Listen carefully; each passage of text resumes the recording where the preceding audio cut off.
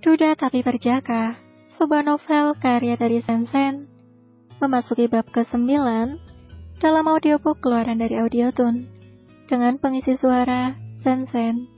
Selamat mendengarkan. Disinilah Gandhi berada saat ini. Dengan semangat tanpa mengenal lelah, ia membersihkan lantai, kaca jendela, meja, setiap ruangan di perusahaan tempatnya bekerja. Ya, usai kelulusan SMA dan ijazahnya keluar, buru-buru Gandhi melamar pekerjaan di setiap perusahaan, hotel, restoran, semua disambanginya.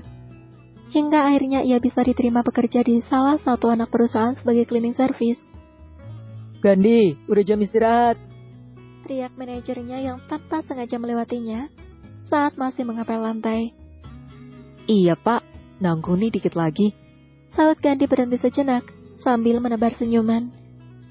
Manajer tersebut hanya geleng-geleng kepala. Selalu saja ia bekerja tak kenal waktu jika tidak diingatkan. Istirahat sekarang juga atau gajimu saya potong. Ancam manajer itu sambil melipat kedua lengannya. Seketika Gandhi membulatkan kedua bola matanya. Ya, jangan dong pak, iya ini istirahat pak. Segera ia berlari mendorong alat pelnya menuju gudang. Manajer itu tertawa melihat ketakutan Gandhi. Jika tidak diancam seperti itu, mana mau dia beristirahat tepat waktu. Kini ia menuju loker karyawan, mengambil bekal makan siang yang selalu disiapkan oleh Bunda. Perlahan, mulai menyuapkan makanan yang sangat nikmat di lidahnya. Setelah itu ia menunaikan kewajibannya sebagai umat muslim. Namun sebelumnya ia mengganti pakaian terlebih dahulu, yakni sarung dan koko, menampilkan aura ketampanan yang bertambah berkali-kali lipat. Dengan santai Gandhi berjalan menuju musola yang terletak di samping perusahaan tersebut. Banyak perempuan yang berbisik membicarakannya. Ia melalui banyak karyawan yang sedang keluar untuk makan siang. Ya ampun, itu berondong manis amat ya, bisik salah satu karyawan wanita. Itu anak baru kan? Rajin banget, subhanallah, calon imamku. Timbal yang lainnya sambil berhayal. Rekan-rekannya yang lain segera menepuk baunya. Ingat umur woi, tuaan lu jauh lah. Gak masalah, aku kan sangat berpengalaman. Dia kelihatannya polos. Jadi kita cocok dong, saling melengkapi. Celatanya lagi yang kembali mendapat ejekan dari rekan-rekannya. Meski sayup-sayup mendengarnya, Gandhi tak memedulikan sedikitpun ocehan mereka. Namun dia selalu mengangguk sambil tersenyum jika berpapasan dengan teman-temannya.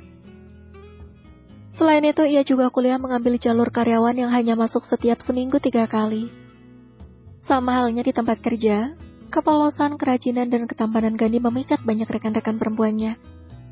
Tak sedikit yang berusaha mencari perhatiannya agar bisa lebih dekat dengan pria itu.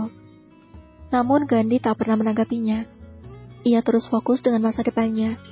Motivasinya cuma satu, membahagiakan sang bunda yang tulus merawatnya sejak kecil. Gandhi, kita nonton yuk, ajak salah satu teman sekelasnya setelah jam kuliah usai. Pakaian seksi yang dikenakan gadis itu membuat Gandhi risih. Tubuhnya bergidik sendiri. Ia masih sibuk memasukkan alat tulis pada tas punggungnya. Maaf, gak bisa Elina. Aku harus bantu bundaku. Tolak Gandhi secara halus. Ih, nongkrong dulu bentar, ngopi kayak di kafe depan. Ajak Elina lagi dengan genitnya. Tangannya merangkul lengan Gandhi yang ditepis perlahan oleh pria itu. Makasih, aku gak suka kopi. Sekali lagi ia menolak dan beranjak berdiri. Buru-buru Gandhi melangkahkan kakinya keluar kelas. Ia sempat mendengar hentakan kaki gadis itu, disertai tawa dari teman-teman perempuan lainnya. Begitulah Gandhi, tidak pernah sekalipun mau dekat dengan wanita manapun. Ia lebih memilih menghabiskan waktu bekerja, kuliah, dan membantu bunda mengurus kebun, daripada harus pergi nongkrong atau berhura-hura seperti remaja pada umumnya. 4 tahun kemudian, lulus dengan menyandang gelar sarjana, membuat Gandhi menitikkan air mata haru. Bunda pun terisak di pelukannya.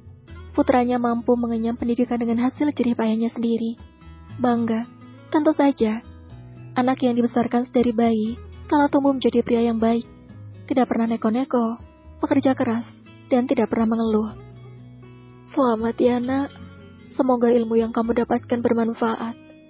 Bunda mencium kening Gandhi yang masih mengenakan baju toga kebanggaannya. Amin, semua berkat bunda.